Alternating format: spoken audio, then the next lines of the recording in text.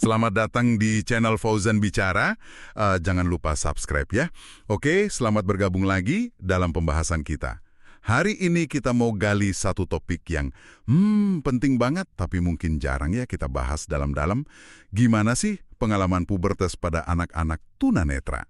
Sumber kita kali ini, bab ke-22, buku Anakku Buta, Aku Harus Gimana. Penulisnya Fauzan Hari Saktiawan. Beliau ini kan tunanetra ya. Jadi buku ini tuh isinya pengalaman beliau langsung buat jawab keresahan. Ya keresahan Anda mungkin sebagai orang tua atau pendamping. Nah, tujuan kita sekarang ini mau bedah bareng-bareng.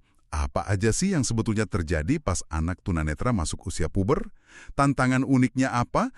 Terus dukungan kayak gimana yang paling mereka butuhin? Kita coba lihat dari sudut pandang buku ini ya. Oke deh, yuk kita mulai aja pembahasannya. Kita mulai dari yang umum dulu kali ya. Pubertas ini kan ya fase universal lah. Semua remaja ngalamin, termasuk anak tunanetra. Perubahan fisiknya ya kita udah pada tahu lah ya. Tumbuh rambut di beberapa bagian, suara jadi beda buat laki-laki. Kalau perempuan mulai menstruasi, keringat lebih banyak, kadang jerawatan juga. Ya standar lah ya. Iya betul, dan yang perlu banget diingat nih, dari buku ini juga ditekankan, perubahan fisik itu nggak pernah jalan sendirian. Selalu barengan gitu sama perubahan mental, emosional. Ini penting banget. Jadi bukan cuma badannya yang berubah, tapi cara mikir, cara merasa, cara lihat dunia itu juga ikut berubah. Wah, menarik. Itu nyambung nih ke hal yang lebih khusus buat anak tunanetra ya. Di buku ini disebutin pas usia puber ini, mereka itu mulai mateng gitu pemahamannya soal posisi sosial mereka. Termasuk kesadaran yang lebih tajam soal statusnya sebagai difabel. Mulai benar-benar sadar kalau cara hidupnya tuh, ya, ada bedanya. Nah, di sini nih salah satu poin penting dari buku ini. Kesiapan anak buat hadapin kesadaran ini tuh, ternyata bergantung banget sama fondasi dari kecil. Anak tunanetra yang dari kecil udah ngerasa didukung, divalidasi apa adanya, dikasih ruang buat mandiri, nggak terlalu diproteksi gitu ya. Nah mereka ini cenderung lebih kuat pas kenyataan kondisinya jadi lebih jelas di masa puber. Pola asuh di awal-awal itu ngaruh banget ternyata. Oh gitu ya. Bener juga sih. Buku ini juga cerita gimana anak jadi lebih peka sama perbedaan interaksi. Mereka sadar nggak bisa nangkap isyarat visual kayak ekspresi muka atau dinamika sosial yang ya banyak bergantung ke penglihatan. Terus ada aktivitas sosial yang mungkin rasanya lebih susah diakses gitu ya dibanding teman-teman lain. Betul.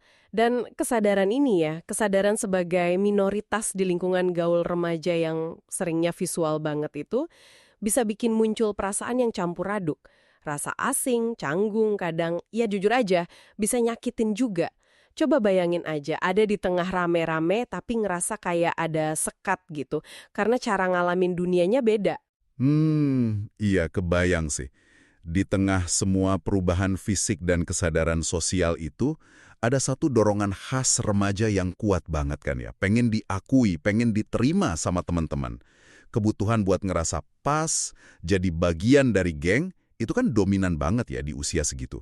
Nah ini dia titik kritisnya yang disorot di buku ini. Kalau kebutuhan buat diterima ini nggak terpenuhi, kalau anak tunanetra ngerasa beda atau terisolasi gitu ya, tanpa ada pendampingan yang pas, ada risiko nyata buat kesehatan mental mereka. Buku ini nge-highlight potensi munculnya gangguan yang ya cukup kompleks. Ini jadi pertanyaan penting buat kita kan, gimana caranya kita bisa jadi semacam jaring pengaman buat mereka di fase ini. Dampak negatifnya bisa macam-macam ya berarti. Anak yang tadinya mungkin ceria, jadi narik diri.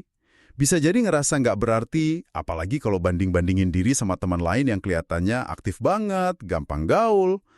Perasaan ketinggalan atau nggak mampu ini kalau dibiarin, wah bisa ngikis pede banget ya.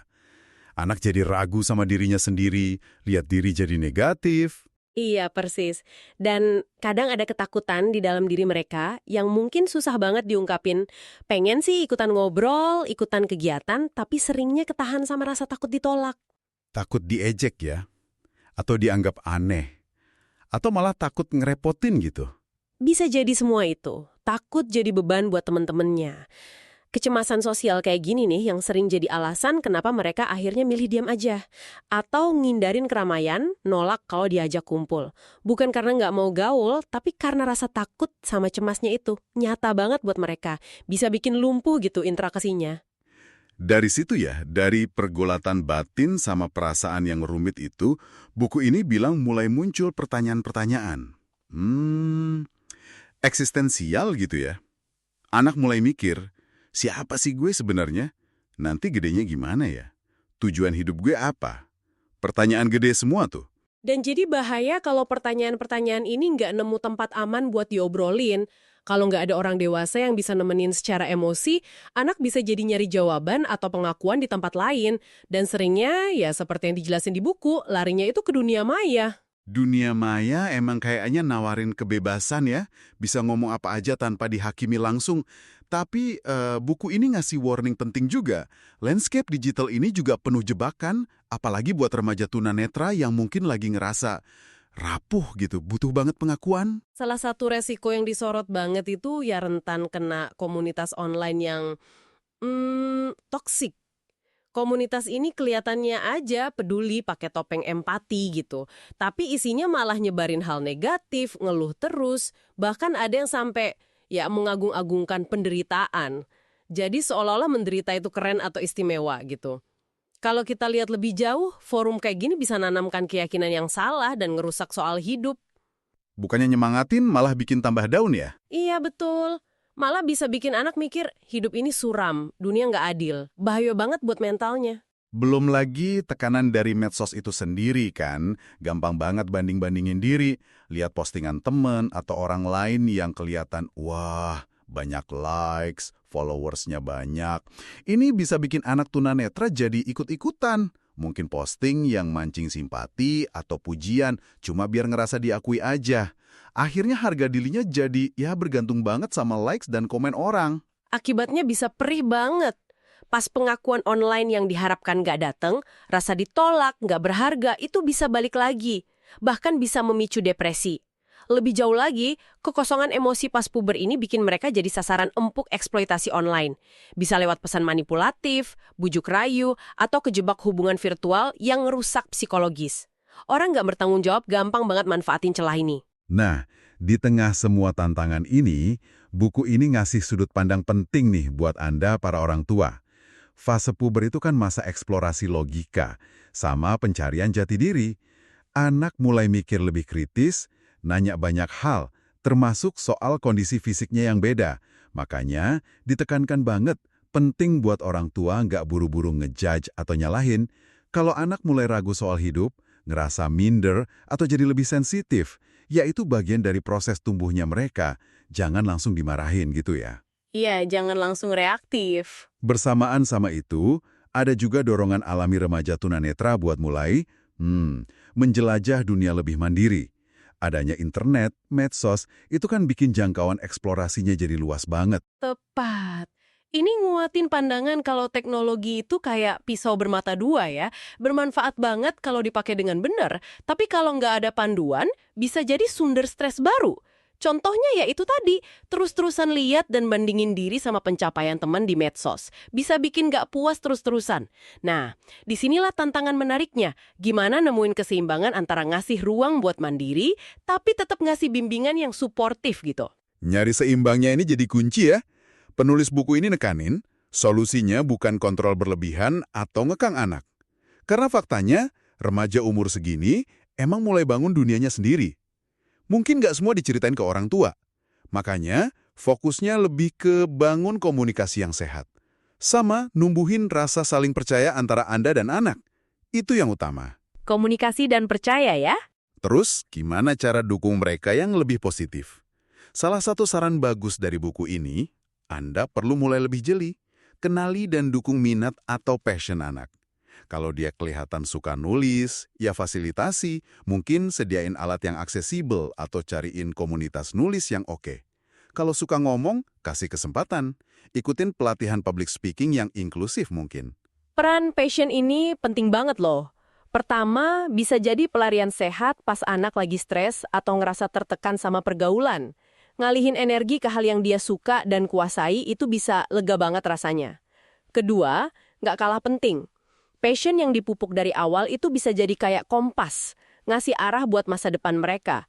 Pilihan sekolah, karir nanti, ini bantu bangun identitas positif di luar kondisi disabilitasnya. Jadi dia punya sesuatu yang bisa dibanggakan gitu ya, selain dari kondisinya. Betul sekali. Nah, selain dukung minat, buku ini juga nyebutin pentingnya nanemin fondasi nilai sama iman. Bantu anak numbuhin kesadaran spiritual, nilai-nilai baik, kayak semangat buat terus jadi lebih baik, percaya ada kekuatan yang lebih besar. Ini dianggap bekal dasar buat nyari makna diri. Dan mungkin ya, inti dari semua dukungan ini, pesan paling kuat dari penulisnya itu soal penerimaan tanpa syarat. Unconditional acceptance. Anak tunanetra, ya sama kayak semua anak, nggak perlu ngerasa ditekan jadi sempurna atau harus penuhi standar macam-macam. Yang paling mereka butuhin itu kepastian. Kepastian kalau keluarga nerima mereka apa adanya. Dengan semua lebih dan kurangnya. Tanpa syarat. Mereka perlu tahu kalau Anda tuh selalu ada. Nemenin proses tumbuh kembangnya sampai mereka nemuin versi terbaik dari diri mereka sendiri. Jadi kalau dirangkum nih ya, apa artinya semua ini buat Anda? Pubertas anak tunanetra itu emang ada lapisan tantangan uniknya ya. Selain perubahan fisik biasa, ada dimensi sosial, emosional yang kuat, sadar akan beda, butuh banget diterima, risiko ke mental, terus navigasi di dunia digital yang rumit. Kunci dukungannya, kayak yang dibilang di buku ini, ada di komunikasi terbuka, pemahaman orang tua, dukungan ke minat anak, dan yang paling penting, cinta dan penerimaan tanpa syarat dari keluarga. Iya, pesan utamanya sih masa puber ini nggak usah ditakutin banget. Kalau Anda sebagai orang tua bisa jadi bukan cuma pengawas ya, tapi teman seperjalanan. Yang siap ngelindungin, nerima sepenuhnya, dengerin tanpa ngejudge, ngebimbing dengan bijak tanpa maksa. Wah, gelombang perubahan ini bisa dilewatin bareng-bareng dengan lebih baik. Malah bisa jadi momen tumbuh yang berharga. Oke, nah sebagai penutup nih, kami mau tinggalin satu pertanyaan buat Anda renungkan. Setelah dengar macam-macam sudut pandang dari buku ini, gimana ya caranya kita? Baik sebagai orang terdekat anak, atau sebagai bagian masyarakat luas. Gimana kita bisa ikut bikin lingkungan yang lebih ramah, lebih dukung, lebih inklusif buat remaja tunanetra pas mereka lagi lewatin fase puber yang ya penuh dinamika ini. Coba direnungkan ya. Terima kasih sudah menyimak pembahasan mendalam kita kali ini. Semoga ada manfaatnya ya. Sampai jumpa lagi.